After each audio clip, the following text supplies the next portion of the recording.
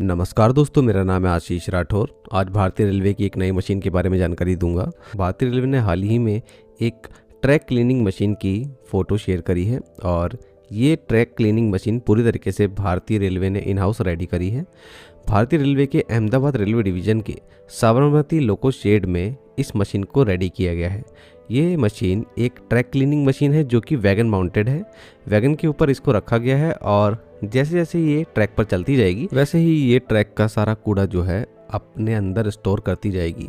एक तरह से वैक्यूम क्लीनर की तरह ये वर्क करेगी, जिसमें एक बहुत ही हैवी कैपेसिटी का वैक्यूम क्लीनर जो है वो इंस्टॉल होगा। इस तरीके की मशीन अगर आगे पायलट प्रोजेक्ट के तहत भारत के छोटे छोटे स्टेशन पर भी इंट्रोड्यूस कर दी जाती है तो काफ़ी अच्छा होगा, क्योंकि भारत के बड़े स्टेशन पर इससे भी ज़्यादा बड़ी कैपेसिटी की मशीन की ज़रूरत है।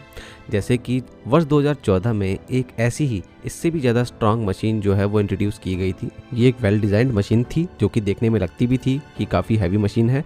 2014 में नॉर्दर्न रेलवे की शाकुर बस्ती डीजल लोको शेड ने उस समय इसका कॉन्सेप्ट जो है वो डेवलप किया था। इसके फर्स्ट प्रोटोटाइप को 2014 में दिल्ली स्टेशन पर यूज़ किया गया था।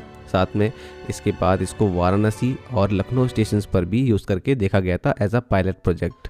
इस मशीन की जो कैपेसिटी थी वो उस समय 6 मैट्रिक टन वेस्ट स्टोर करने की थी, जो कि दिल्ली जैसे स्टेशंस के लिए एक अच्छी मशीन साबित हो सकती थी।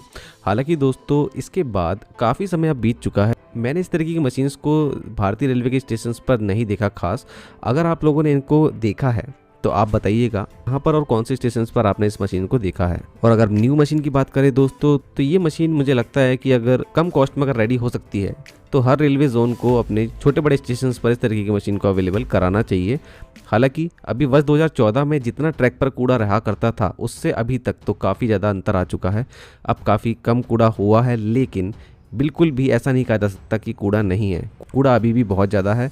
अगर अदर कंट्रीज़ के रेलवे सिस्टम से हम कंपैरिजन करें तो बहुत ज़्यादा कूड़ा अभी भी हमारे ट्रैक पर मौजूद है, जो कि एक दुर्भाग्यपूर्ण बात है। आज 21वीं सदी में भी हम अपने ट्रैक को इस तरीके से गंदा कर रहे हैं और रेलवे को भी इस तरीके की मशीन्स को रेडी करने के लिए पैसा लगाना पड़ रहा है। इसकी ज़रूरत नहीं थी अगर जनता अपना कर्तव्य समझती देश के प्रति। आज भी जनता बहुत ज़्यादा सिविक सेंस में पीछे है, क्योंकि कोई भी बहुत ईजिली कोई भी प्लास्टिक बोतल रैपर बहुत आराम से फेंक देता है ट्रैक पर, और आज भी लोगों को शर्म नहीं आती ये काम करते वक्त। और सिर्फ जनता ही नहीं, देश में हमारे जो कॉन्ट्रैक्टर हैं पेंट्री के ट्रेन्स के अंदर, वो तो हद ही कर देते हैं। कितना सारा पेंट्री का कूड़ा कचरा, जिसमें प्लास्टिक बोतल काफ़ी सारी चीज़ें होती हैं, जब भी ट्रेन किसी स्टेशन पर रुकती है या फिर चल रही होती है कभी भी फेंक देते हैं कहीं पे भी।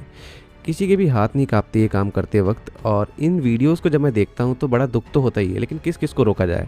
रेलवे भी इतना बड़ा कोई एक्शन नहीं लेता दिखाई देता है कि हम लोगों को लगे कि हाँ आगे से ये काम नहीं होगा। रेलवे सिर्फ उन लोगों पर पेनल्टी लगाता है जिनकी वीडियो सामने आती हैं, बाकी उसके आगे ऐसी वीडियोस और भी दिखाई देती हैं।